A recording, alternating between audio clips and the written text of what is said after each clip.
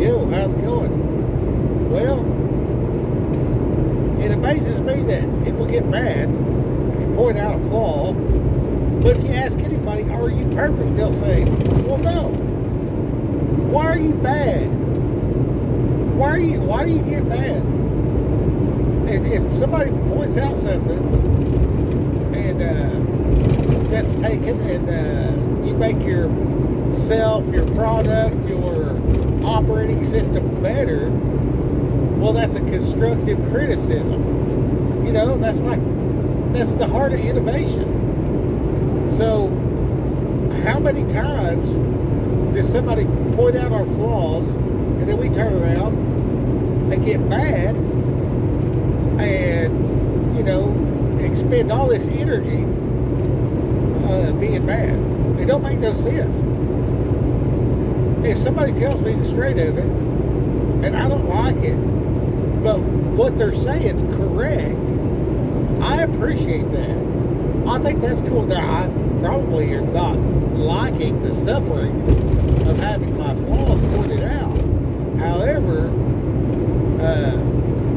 yeah, it's if I use it with wisdom and I correct my behavior, I adjust my systems, I innovate new processes, whatever, then I'm better off. You know, so are we better to just stumble through life not knowing and just keep messing it up forever? Or should we grow and improve and be mature? You know, well, obviously, we're not perfect and we need to grow and mature. So, you know, inside the family, inside the business, with the friendships and stuff like that, all the time, I keep seeing these deals where striving to grow and get closer to Christ likeness,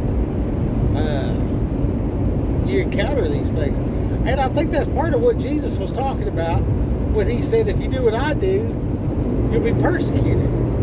You know, so if I'm living the way Yeshua lived, if you'll go back and you'll see what he did and the way he talked to people about stuff, and look at the way he's talking to people, but ask yourself, where is this person at in their walk? You know, because it's a lot different with each interaction that he has with the people. And then with the same people at different age and stage, he reacts differently. You know, at one point it's like, Peter, do you love me? Another spot it's like, get thee behind me, Satan. He was talking to Peter both times. So, you know, it's you're going to experience all different types of people in your life, and you can glean from the situation. Okay, so what I end up doing is I'll have a situation and then I'm driving and I'm bored. So I think about the situation. Well, I can remember a time where, you know, it might be the spouse. And I'm thinking, well, I could have said this better. I could have said that. And then, like, whatever is offending me, like we have an argument or whatever that I'm offended or whatever like that, I can sit there and look at it and say, okay, well, she's responding in this way, in this manner, for these reasons.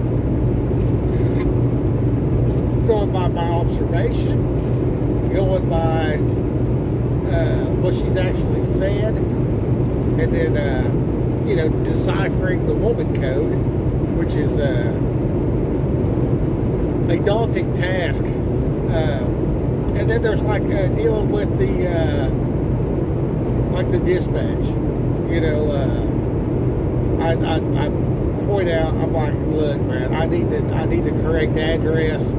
What time is the appointment? What's the pickup number? Where do you want me to take it? What's that address? You know, what's that appointment for delivery? You know, to me, real basic stuff.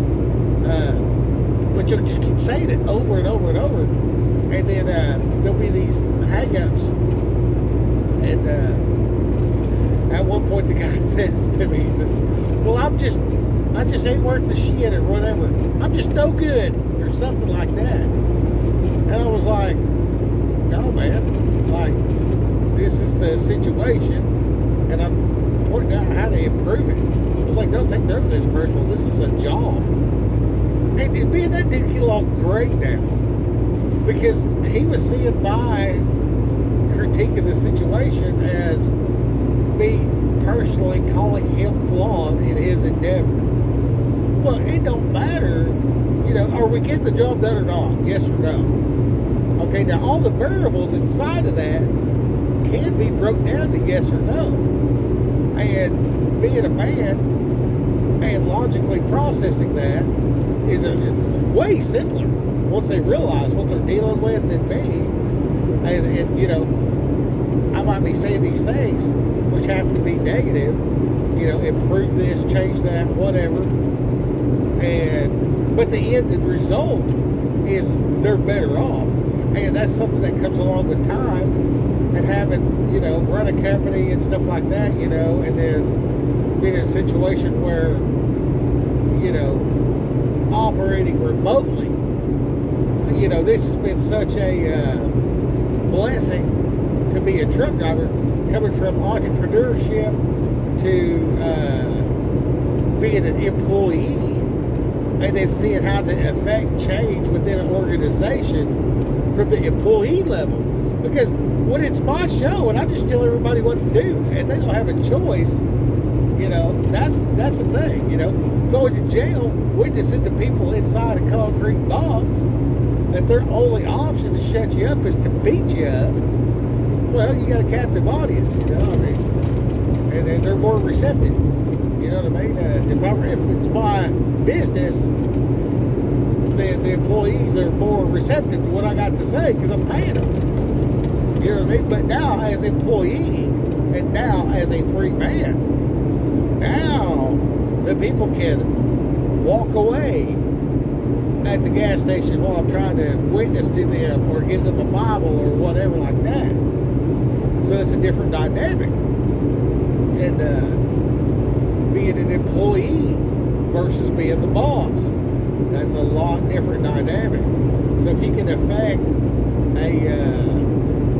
a company, you know, that's doing international commerce and field ideas and innovation, and you know, stick with it 3 years, and then see where, you know, suggestions made have been implemented in various places. Now, I'm not saying that they're not smarter than me. It was probably going to do that anyway. But it is kind of cool to see, regardless of whose idea it was, the good things are happening in the earth. So that's cool to see. That's cool to watch. But anyways, I guess I'm going to get off here because it's starting to rain. Raquel, go get them.